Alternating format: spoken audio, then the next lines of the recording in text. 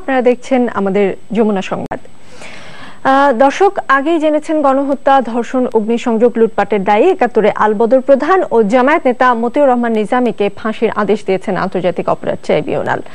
দুপুর 12:30টার দিকে এই আদেশ দেন tribunal ১-এর chairman M Inayetur Rahim. নিজামের বিরুদ্ধে ১৬ অভিযোগের ৮টি অভিযোগ প্রমাণিত হয়েছে, বাকি ৮টি প্রমাণিত হয়নি।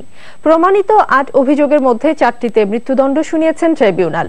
এগুলো হচ্ছে বাউশকারী সহ ৩ গ্রামের প্রায় 450 মানুষকে হত্যা ও 30-40 নারীকে ধর্ষণ, পাবনার করমজা গ্রামে 10 জনকে হত্যা, ধর্ষণ, লুণ্ঠন ও সম্পত্তি ধ্বংস, ধুলাউড়া গ্রামে হামলা চালিয়ে নারী শিশু সহ 52 জনকে হত্যা এবং পরিকল্পিতভাবে বুদ্ধিজীবীদের হত্যা ও গণহত্যার অভিযোগ। প্রমাণিত বাকি 4 অভিযোগে নিজামীকে যাবজ্জীবন দিয়েছেন ট্রাইব্যুনাল। এর মধ্যে আছে পাবনা জিলা স্কুলের প্রধান শিক্ষক কসিম উদ্দিনকে অপহরণ ও হত্যা, মোহাম্মদপুরে পাকিস্তানি সেনা ক্যাম্পে যাতায়াত, ষড়যন্ত্র ও নির্যাতন, পাবনার সোহরাব আলীকে আটক করে স্ত্রী সন্তানদের সামনে হত্যা এবং বিচ্ছু, বদি, রুমি, জুয়েল ও আজাদকে হত্যায় জড়িত থাকার অভিযোগ।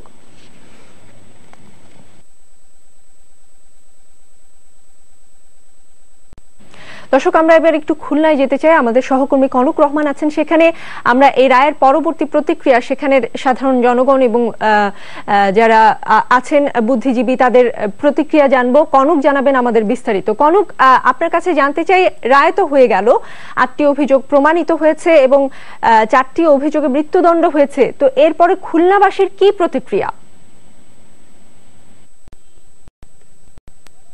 নিকোল, রায় ঘোষণার পরে সর্বোচ্চ শাস্তির যে ঘোষণাটা আসার পরপরই খুলনায় আওয়ামী লীগ, ছাত্রলীগ, শ্রমিক লীগ সহ অঙ্গ এবং সহযোগী সংগঠনের নেতাকর্মীরা কিন্তু শহরে আনন্দ মিছিল করেছে এবং আনন্দ মিছিল শেষে তারা, আমি যেখানে দাঁড়িয়েছি সেটি হচ্ছে নগরীর শহীদ হাদিস পার্কের সামনে, এটা আওয়ামী লীগ অফিসের কার্যালয় একেবারে মানে গেটের সামনে আমি দাঁড়িয়েছি। এখানে তারা আনন্দ মিছিলটি এসে এখানে এক সংক্ষিপ্ত সমাবেশের মধ্য দিয়ে তারা সে আনন্দ মিছিলটি শেষ করে এবং মিছিল শেষে দলীয় নেতাকর্মীরা একে অপরকে মিষ্টি মুখ করান।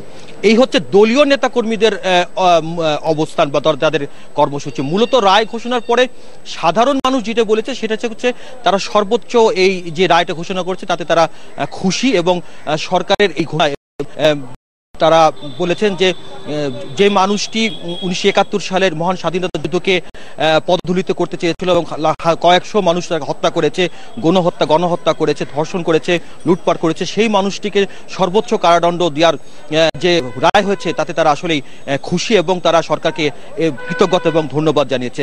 একই সাথে তারা আমাদেরকে জানিয়েছেন যে যেই রায় ঘোষণা করা হয়েছে সেই রায় যেন দ্রুত কার্যকর হয় এবং দ্রুত কার্যকরের মধ্য দিয়ে কিন্তু 71-এ যারা শহীদ হয়েছেন তাদের আত্মা যেমন শান্তি পাবে এবং নিহতদের শহীদদের পরিবারও স্বস্তি পাবে। একই সাথে এই দেশের মানুষ যারা প্রত্যাশা করেছিল, যাদের প্রত্যাশাটা অনেক, সেই প্রত্যাশার জন্য প্রাপ্তিটা যেন ঘটে এবং এই সর্বোচ্চ রায়ের মধ্য দিয়ে, কার্যকরের মধ্য দিয়ে বাংলাদেশে যে গণতন্ত্র যে রচিত হয়েছে, বাংলাদেশে যে স্বাধীনতা মুক্তিযুদ্ধের যে চেতনা যে জাগ্রত হয়েছে, সেই স্বাধীনতা এবং মুক্তিযুদ্ধের চেতনা যে পরিস্ফুট হয়েছে সেটা যেন সর্বত্র ছড়িয়ে পড়ে এবং এই রায়ের মধ্য দিয়ে ঘাতক দালালরা যারা 71-এর স্বাধীনতার বিরোধী ছিল, সেই জামাত রাজাকারদের যে রাজনৈতিক কর্মকাণ্ড, সেই কর্মকাণ্ডকে তারা নিষিদ্ধ করারও দাবি জানান। একই সাথে নিকোল একটি কথা জানিয়ে রেখে যে রায় ঘোষণার আগেই কিন্তু খুলনা নগরীর টুটপাড়া এলাকায় জামাত ইসলামী একটি হরতাল মিছিল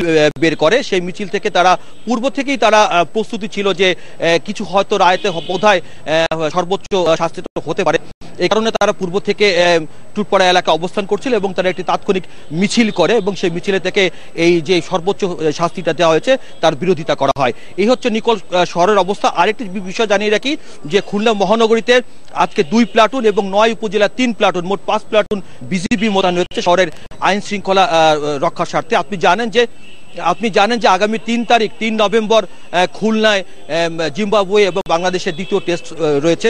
সেই টেস্টে যাতে কোনো রকম নাশকতা বা অরাজকতা সৃষ্টি না হয় তার জন্য কিন্তু আইন শৃঙ্খলা রক্ষার দায়িত্বে নিয়োজিত সদস্যরা সর্বদা সতর্ক রয়েছে। নিকোল, আপনাকে ধন্যবাদ কনক। আমরা একটু এবারে ঢাকায় ফিরতে চাই। সহকর্মী শাকিল হাসান ট্রাইব্যুনাল প্রাঙ্গণে, সেখানকার অবস্থা একটু জানবো তার কাছে। শাকিল, আমাকে একটু বলবেন, এর আগে তো আপনার প্রসিকিউটর জিয়াদ আল মালুমের সঙ্গে কথা হয়েছে, আর কারো পর্যবেক্ষণ, রায় সম্পর্কে আর কারো পর্যবেক্ষণ কি আপনি জানতে পেরেছেন?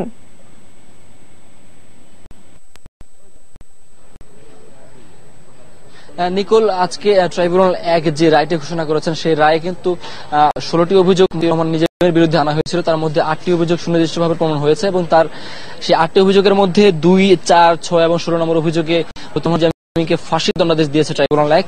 আর বাকি 4টি অভিযোগ অর্থাৎ 1, 3, 7 এবং 8 নম্বর অভিযোগে তাকে যাবজ্জীবন কারাদণ্ডাদেশ দিয়েছে ট্রাইব্যুনাল এক। এই আদেশের পাশাপাশি কিন্তু ট্রাইব্যুনাল এক আলবদর বাহিনী এবং মতিউর রহমান নিজামীর সম্পর্কেও কিছু পর্যবেক্ষণ দিয়েছেন। সেই পর্যবেক্ষণগুলোতে বলা হয়েছে যে আলবদর ছিল একটি ক্রিমিনাল অর্গানাইজেশন অর্থাৎ কুচক্রী সংগঠন হিসেবে ট্রাইব্যুনাল এক তাকে অভিহিত করেছে। এই আলবদর বাহিনীর নেতৃস্থানীয় পর্যায়ে ছিলেন মতিউর রহমান নিজামী। তিনি তৎকালীন নিখিল পাকিস্তান ছাত্র সংঘের সভাপতি হিসেবে দায়িত্ব পালন করছিলেন এবং আলবদর বাহিনী গঠন করা হয়েছে ছাত্র সংঘের সদস্যদের মাধ্যমে। সেক্ষেত্রে এই বাহিনীর সকল দায়ভার অর্থাৎ এই বাহিনীর 1971 সালের 16 ডিসেম্বরের আগের কয়েকদিন যে স্বদেশব্যাপী বুদ্ধিজীবীদের হত্যায় লিপ্ত ছিল, সেই বুদ্ধিজীবী হত্যার পুরো দায়ভার মতিউর রহমান নিজামীর উপর বর্তায় বলে ট্রাইব্যুনাল এক তার রায় বলেছেন। এবং আলবদর বাহিনী সম্পর্কে ট্রাইব্যুনাল তার অবজারভেশনে বলেছেন যে এই বাহিনী 71-এ বিজয়ের ঠিক আগের দিনগুলোতে ঢাকা সহ সারা দেশের শিক্ষক, সাহিত্যিক, শিল্পী, চিকিৎসক, সাংবাদিক সহ বুদ্ধিজীবীদের নির্মমভাবে ধরে নিয়ে গিয়ে হত্যা করে এবং পরের দিন বিজয়ের ঠিক পরের কয়েকদিন এই বুদ্ধিজীবীদের মরদেহ কিন্তু বিভিন্ন বধ্যভূমিতে খুঁজে পাওয়া যায়। তার মধ্যে মোহাম্মদপুর রায়ের বাজার বধ্যভূমি উল্লেখযোগ্য, সেখানে বিপুল সংখ্যক বুদ্ধিজীবীর মরদেহ কিন্তু বিজয়ের পরবর্তী দিনগুলোতে খুঁজে পাওয়া যায়। এবং মতিউর রহমান নিজামী সম্পর্কে ট্রাইব্যুনাল তার রায়ে বলেছেন যে এই ব্যক্তি 2001 সালে এমপি নির্বাচিত হওয়ার পর তিনি মন্ত্রী হিসেবেও সরকারের স্থান পেয়েছিলেন এবং এই বিষয়টা তিনি বলেছেন ট্রাইব্যুনাল যে একজন যুদ্ধাপরাধী ব্যক্তি যিনি 2001 সালে মন্ত্রী হিসেবে দায়িত্ব পালন করেন সেটি জাতির জন্য অনেক দুর্ভাগ্যজনক।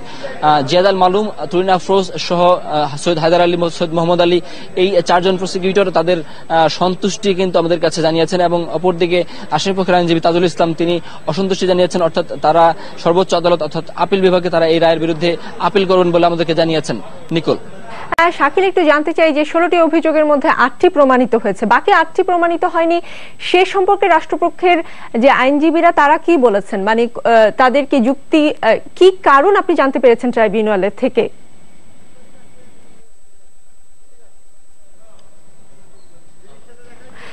শাকিল, আপনি যদি আমাকে শুনতে পেয়ে থাকেন একটু বলবেন যে 8টি অভিযোগ প্রমাণিত হয়েছে, বাকি 8টি কিন্তু প্রমাণিত হয়নি। যে 8টি প্রমাণিত হলো না সেখানে কি কারণ দেখানো হয়েছে ওই 8টি অভিযোগ প্রমাণিত না হওয়ার পক্ষে?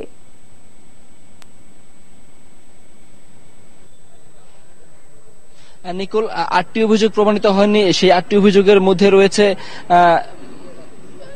71-এর বিভিন্ন সময়ে অর্থাৎ ঢাকা বিশ্ববিদ্যালয়ের কলা ভবনের প্রাঙ্গণে, চট্টগ্রামে বিভিন্ন এলাকায় মতিউর রহমান নিজামী আলবদর কমান্ডার হিসেবে অর্থাৎ ছাত্র সংঘের প্রধানতম ব্যক্তি হিসেবে যে বক্তব্য দিয়েছেন, অর্থাৎ উস্কানি, নির্দেশনামূলক এবং ষড়যন্ত্রমূলক যে বক্তব্যগুলো দিয়েছেন, সেই বক্তব্যগুলো 3টি অভিযোগ রয়েছে। তার মধ্যে 11 নম্বর অভিযোগ, 71-এ চট্টগ্রাম মুসলিম ইনস্টিটিউটে ইসলামী ছাত্রসংঘ আয়োজিত সভায় নিজামী উস্কানিমূলক বক্তব্য দেন, ঢাকা বিশ্ববিদ্যালয়ের একাডেমিক হলে উস্কানিমূলক বক্তব্য দেন এবং ঢাকা বিশ্ববিদ্যালয়ের কলা ভবনের সামনে আরেকটি ছাত্রসংঘের সভায় তিনি বক্তব্য দেন। এই অভিযোগগুলো প্রমাণ হয়নি। এই অভিযোগগুলোর প্রমাণ না হওয়ার বিষয়ে ট্রাইব্যুনাল সুনির্দিষ্টভাবে তার রায়ে বলেননি। এর আগেই রায় ঘোষণার আগে ট্রাইব্যুনালের চেয়ারম্যান ইনায়েতুর রহিম তিনি বলছিলেন যে তারা 204 পৃষ্ঠার যে সংক্ষিপ্ত সারাংশ রায় রয়েছে সেই রায়টি ঘোষণা করবেন, পরবর্তীতে এই রায়ের পুঙ্খানুপুঙ্খানুভাবে পূর্ণাঙ্গ রায় তারা সেই বিষয়ে বলবেন। তবে আমরা আইনজীবীদের মাধ্যমে যতদূর জানতে পেরেছি যে এই রায়গুলোর যে অভিযোগগুলো তার বিরুদ্ধে প্রমাণ হয়নি সেগুলোতে রাষ্ট্রপক্ষের স্বাক্ষর দুর্বলতা এবং পর্যাপ্ত তথ্য প্রমাণ ছিল না বলেই এই রায়গুলো প্রমাণ হয়নি বলে তিনি আমাদেরকে জানিয়েছেন। নিকোল, শাকিল, আপনাকে অনেক ধন্যবাদ। এবারে আমাদের একটু সিলেট যেতে হবে, কারণ আমরা